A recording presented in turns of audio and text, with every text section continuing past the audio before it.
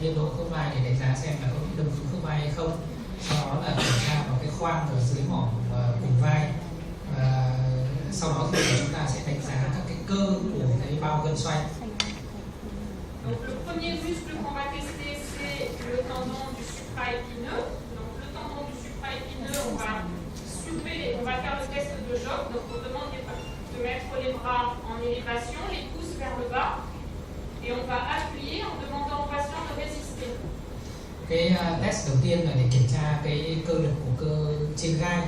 Bảo bệnh nhân là giơ hai tay ra trước, cái bàn tay xoay sấp xuống. Thế và chúng ta ấn vào để kiểm tra cái cơ lực của cơ trên gai.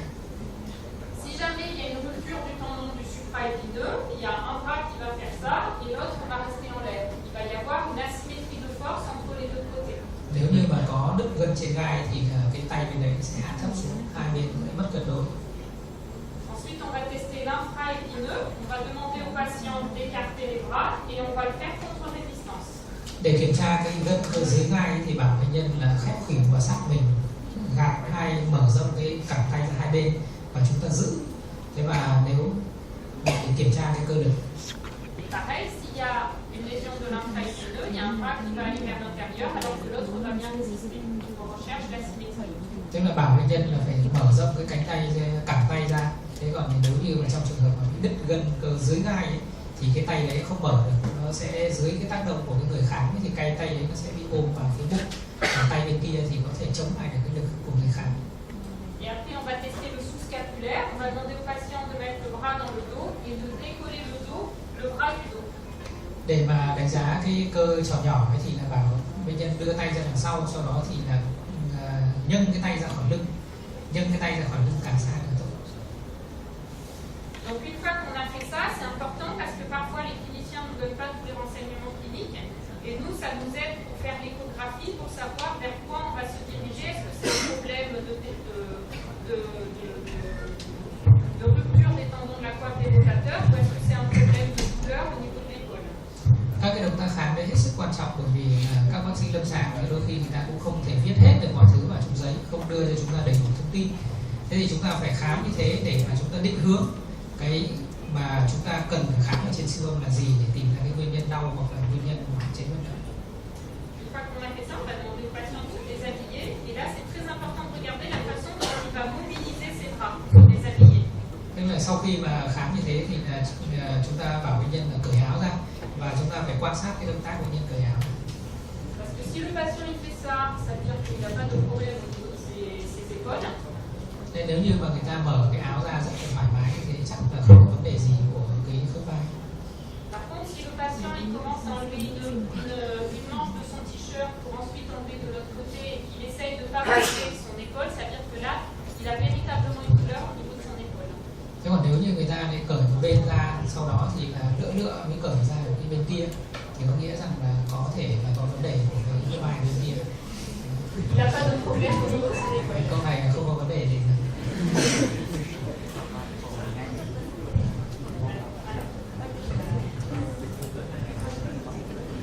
Les échographies au niveau de l'épaule, le patient, il est lourd.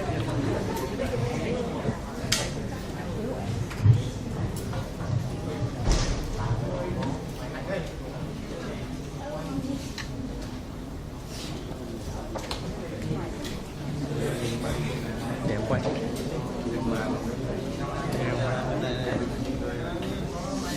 Les échographies de l'épaule, le patient, il faut qu'il soit dos contre nous et nous, on va être dans le dos du patient. Anh em ngủ cái lọ gen ở dưới kia lên đây, cái lọ gen để dưới.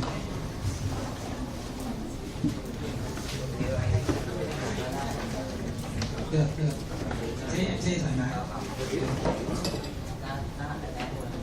Không chứ mà nó dưới mặt chiếu để đấy. Cô màn hình này.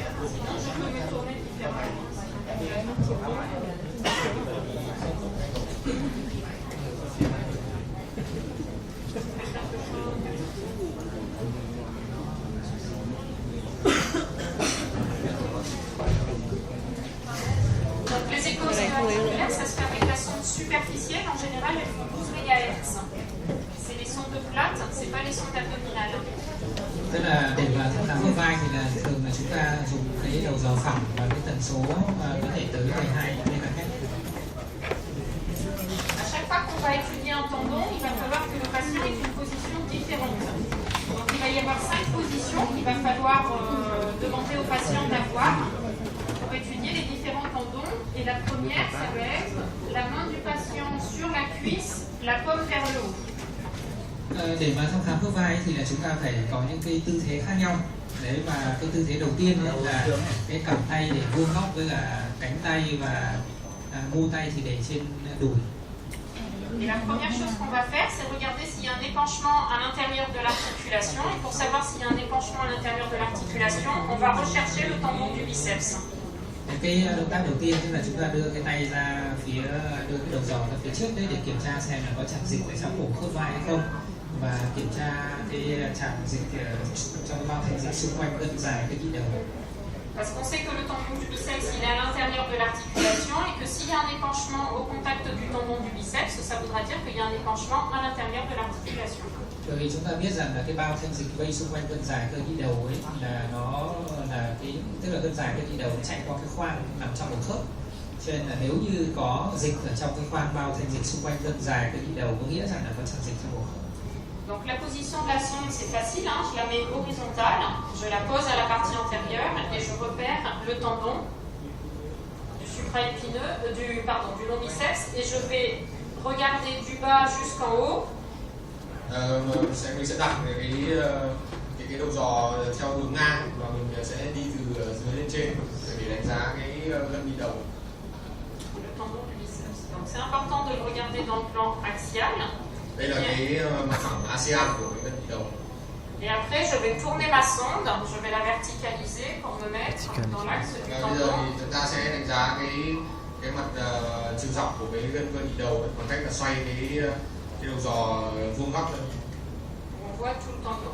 Ce plan-là, il est important parce que de temps en temps, quand il y a un épanchement qui n'est pas très abondant, quand on le fait dans le coupe axial, dans le plan axial, on écrase l'épanchement, alors que dans le plan sagittal, on est sûr de toujours voir un petit peu de liquide. Comme là, je vois qu'il y a un petit peu de liquide au niveau de l'articulation.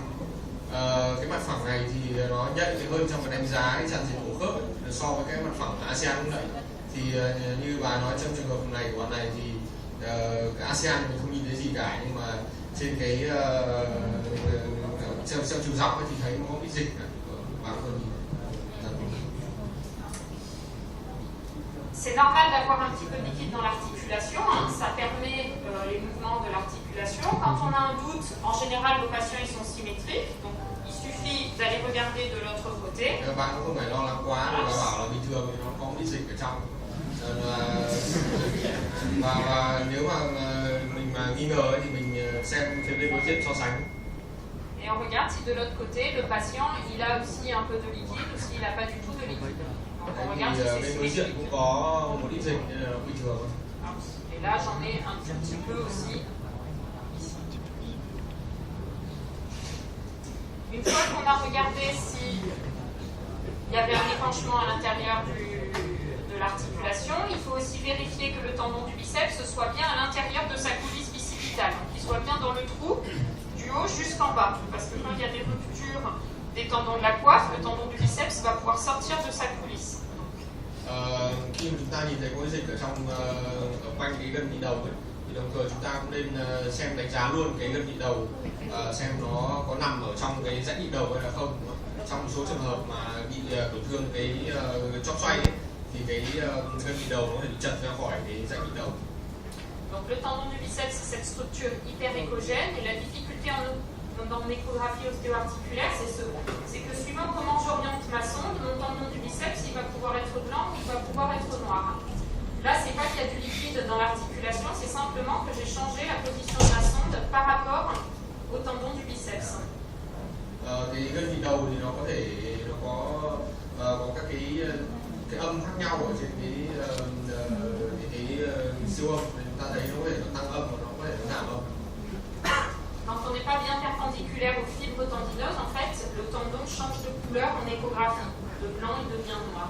Đấy, thì đấy là cái do là chúng ta thay đổi cái tư thế của cái đầu giò thôi. Chúng ta mà cái đầu giò không vuông góc với cả cái gân ấy, thì nó sẽ nó giảm âm, còn khi mà chúng ta để vuông góc với cái gân thì nó sẽ tăng C'est un artefact, mais c'est un artefact qui va aussi nous permettre d'analyser les tendons et de mieux les repérer dans certains cas.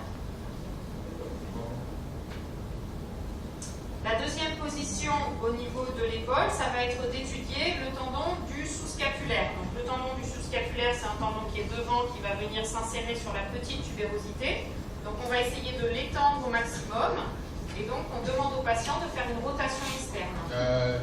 Điểm tiếp theo nó sẽ đánh giá cái gân của cái cơ dưới vai nó biết là nó sẽ nằm ở phía đi ở phía mặt trước của cái ngực ấy.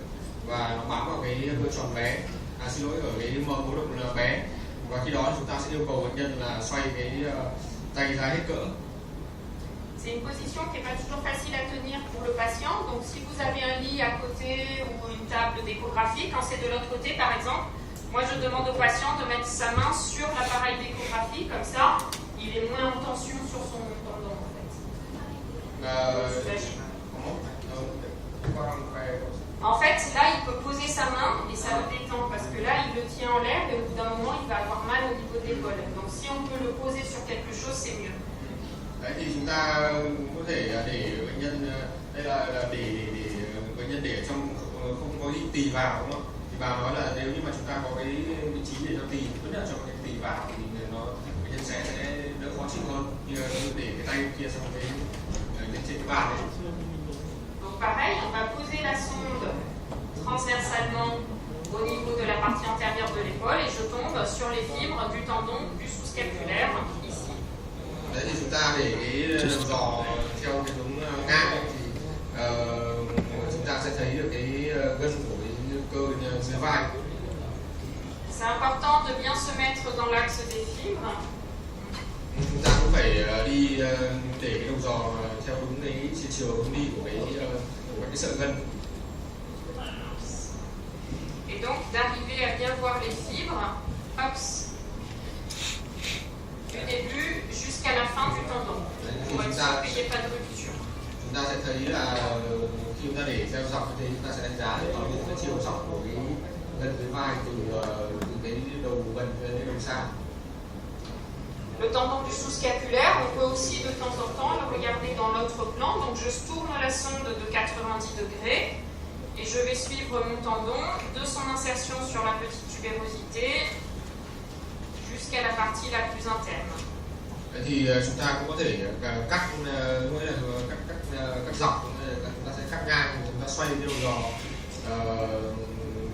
vuông góc và sau đó thì chúng ta cũng sẽ đánh giá cái gân theo cái từ xa vào gần. Donc on a regardé s'il y avait un épanchement intra-articulaire, on a regardé le tendon du sous-scapulaire et maintenant on va regarder le supraépineux. Tiếp theo chúng ta sẽ đánh giá cái gân trên gai. Pour regarder le supraépineux, on va demander au patient de mettre la main sur la fesse. Chúng ta sẽ để và yêu cầu bệnh nhân là để cái tay lên cái vùng hông. Moi, souvent, je leur demande de mettre la main dans la poche arrière du pantalon. Dans la poche arrière du pantalon. Ở cái hướng ngay ở phía trên của cái quần bút vào. Mông, bạn thích là thích mông thì mông. Cái mình thì là cái hông.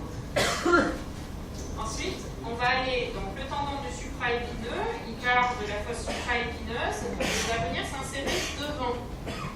Chúng ta biết là cái gân trên gai nó sẽ bám phía trước. Ça amène le tendon du supraépineux devant, donc on pose la sonde verticalement à la partie antérieure de l'épaule et on tombe sur le tendon du supraépineux. Đấy, thì chúng ta sẽ để cái đầu giò nó vuông góc với cái mặt trước của cái khớp vai. On sait qu'on est sur le tendon du supraépineux parce qu'il y a cet aspect un petit peu de vague qui correspond en fait à la grosse tubérosité de l'humérus. En blanc.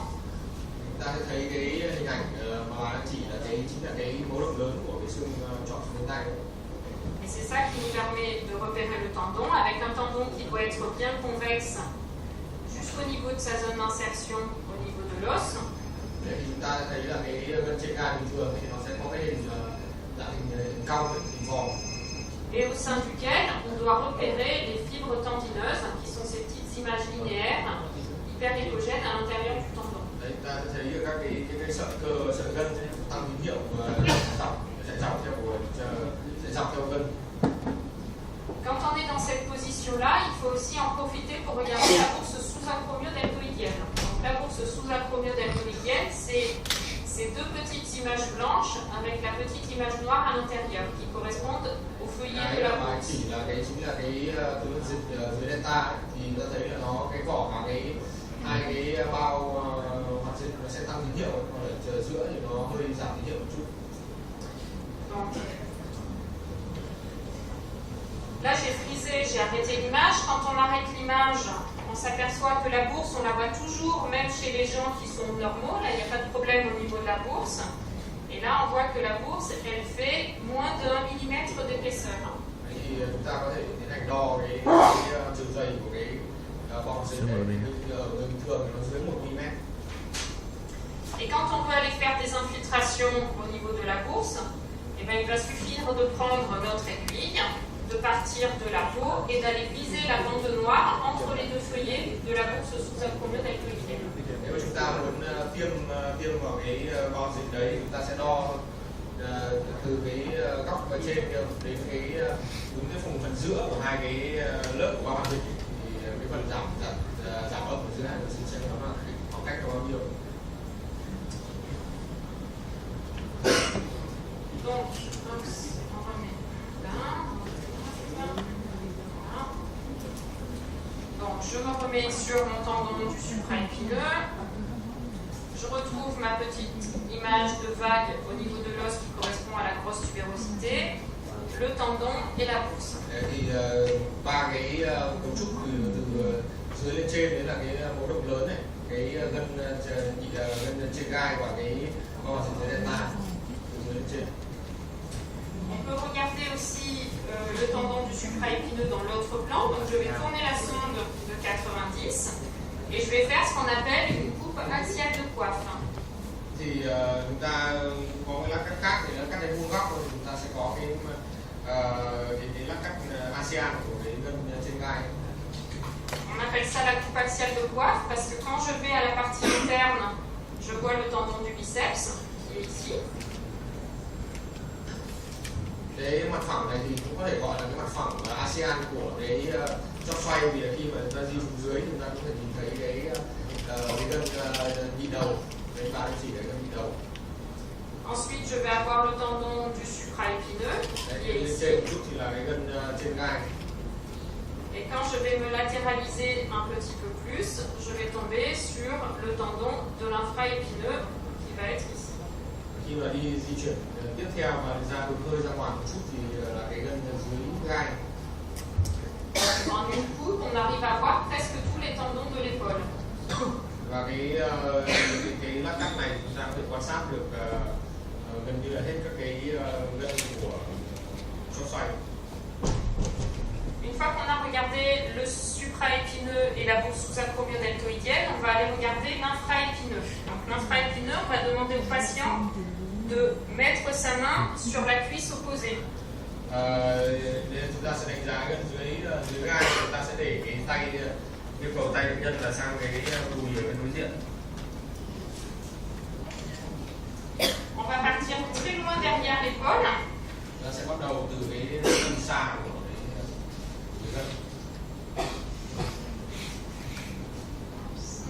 On se met sur le corps musculaire.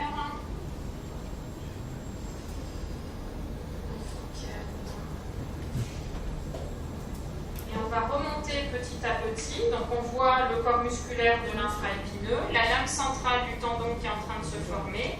On va suivre le tendon Chúng ta juste sẽ au đi niveau. dần vào thì chúng ta thấy là cái khối cơ của dưới gai của nó, ta sẽ thấy cái hình ảnh cái đầu gần của cái gân dưới gai, và ta sẽ đi đến cái đầu xa của gân dưới gai. De son insertion sur à la partie postérieure de la grosse tubérosité. Và cái cái bám tận của nó là ở phía mặt sau của cái hố động lớn. Donc quand vous faites vous les infiltrations à la partie postérieure de l'épaule, vous passez par ici. Khi chúng ta tiêm khớp vai ở phía sau thì chúng ta sẽ bắt đầu ở vị trí này. Puisque là, on repère la partie postérieure de la glène et la partie postérieure de la tête humérale. Et donc, chúng ta sẽ đo cái mặt phẳng ở phía sau của cái sẽ có là cái này la glène est la partie postérieure de la tête de l'utérus. phần sau của cái tròn bầu chảo và xương cánh tay, tròn xương cánh tay.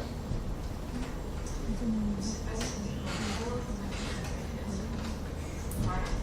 Moi, j'ai pas l'habitude de piquer les articulations par voie postérieure, je les pique par voie antérieure. Cái bài thì có cái thường là chọc trước và chọc sau. La dernière position qu'on va demander au patient d'avoir, c'est le bras le long du corps. On va le laisser pendre. Tiếp theo thì cái yêu cầu bệnh nhân là để dọc tay theo người. On va se positionner sur l'articulation acromio-claviculaire, donc d'abord dans le plan transverse. Đánh giá cái khớp vùng vai đòn ở cái trường ngang. Et ensuite, on va tourner, pareil que tout à l'heure, la sonde à 90 pour enfiler. Đó thì xoay 90 độ để đánh giá theo chiều các dọc. Et là, on voit bien toute l'articulation acromio-claviculaire en noir. Thì cái khớp nó sẽ màu đen. Et pareil, quand il y a des lésions dégénératives au niveau de cette articulation, elle va s'hypertrophier, elle va devenir trop grande.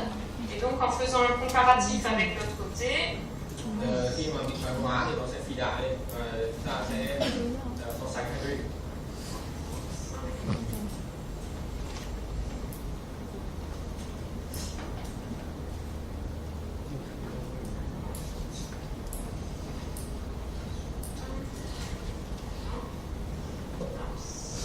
je fais de l'autre côté et je compare par rapport à l'autre côté pour voir si c'est symétrique ou pas. Đấy, thì chúng ta xem là nó hai bên nó có đối xứng hay không. Et donc, si c'est symétrique, il n'y a pas de problème au niveau de son articulation. Nếu mà nó đối xứng thì không có vấn đề gì với khớp. Une fois qu'on a regardé l'articulation, la dernière chose qu'on va regarder, c'est repérer le ligament acromio-coracoïdien. Donc le ligament acromio-coracoïdien. Tiếp theo chúng ta sẽ đo cái dây chằng chân dày với dây chằng quạ vùng vai. Ce matin, il y a le collègue chirurgien qui l'a bien montré. C'est cette petite structure ligamentaire qui est tendue entre l'articulation acromio-claviculaire et la coracoïde. Đấy, chúng ta sẽ thấy là cái dây chằng nó sẽ đi từ quạ tới vùng vai. Donc pour le repérer, en fait, je pars de mon articulation acromio-claviculaire, je fais point fixe sur mon articulation acromio-claviculaire qu'on avait repérée juste avant. Chúng ta sẽ đi từ cái vị trí điểm chúng ta nhìn thấy cái đánh giá cái khớp vùng vai đỏ này. Chúng ta sẽ di được phía trước. Et je vais tourner la partie interne de ma sonde Phía pour trước tomber sur le ligament. và xoay cái sông xuống phía dưới một chút. Ta sẽ thấy được cái dây chằng vùng vai đỏ, vùng vai. Ce ligament, il est important à repérer parce qu'en fait, juste dessous, j'ai la bourse sous-acromio-deltoïdienne. Elle est ici, la bourse. Và chúng ta thấy là ở phía ngay phía dưới của nó là cái bao dịch dưới delta. Et encore dessous, j'ai le tendon du supraépineux. Dessous, sous la bourse, j'ai le tendon du supraépineux. Phía dưới nữa là cái gân cơ dưới gai. Et donc, pour sensibiliser la détection, pour essayer de mieux détecter l'épanchement au sein de la bourse sous-acromio-deltoïdienne, si jamais on ne l'a pas vu quand le patient avait la main sur la fesse, on va faire des manœuvres dynamiques.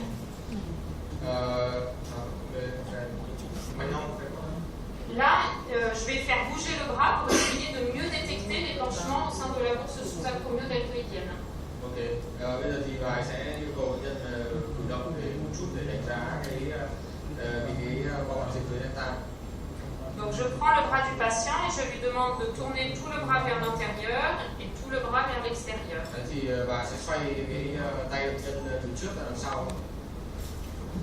C'est important que le patient tourne tout le bras et ne tourne pas que l'avant-bras. Parfois les patients ils trichent, parfois ils font ça.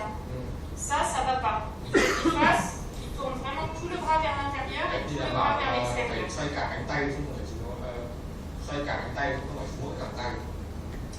Et si jamais il y a un épanchement au sein de la bourse sous-acromio-deltoïdienne, on va avoir du liquide qui va se mobiliser et qui va venir qu'on va venir voir en conflit sous l'acromion ou sous la coracoïde.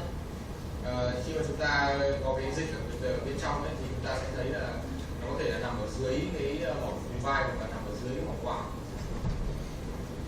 Une fois qu'on a fait ça, on a étudié tous les tendons de la coiffe des rotateurs, on a vu s'il y avait un épanchement dans l'articulation et dans la côte. Donc on a exploré à peu près tout ce qu'on pouvait explorer en échographie sur l'épaule. Đấy thì các cái tư thế như này thì đánh giá toàn bộ các cái góc xoay cũng như là dịch mổ khớp và dịch ở trong cái đó và cái đất tạng.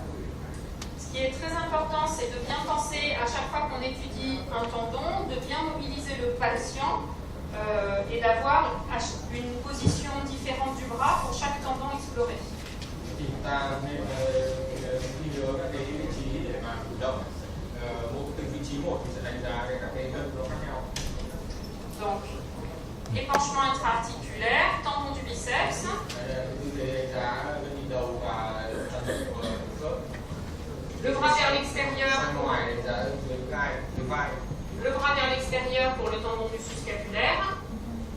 La main sur la fesse pour le supraépineux et la position sous-acromiorhabdoïdienne. Le bras de l'autre côté pour le tendon de l'infraépineux. Et le bras le long du corps pour étudier l'articulation acromio-cerviculaire et puis le ligament acromio-coracoïde.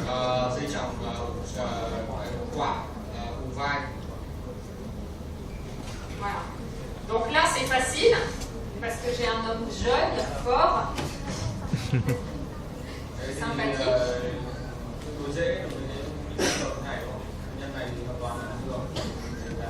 Et évidemment, quand on a des patients qui sont plus âgés, qui sont en involution graisseuse, qui sont douloureux au niveau de l'épaule, c'est plus compliqué à réaliser.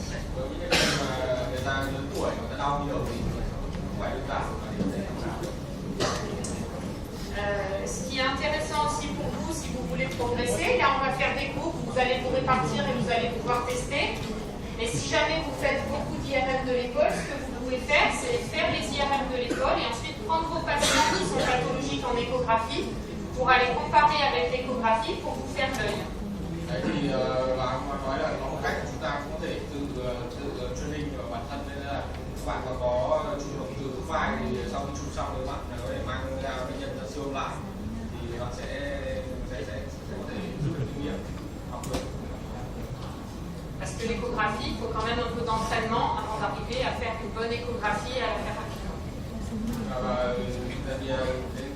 Cái siêu âm thì chúng ta phải làm sao nó thành thục và làm nhanh.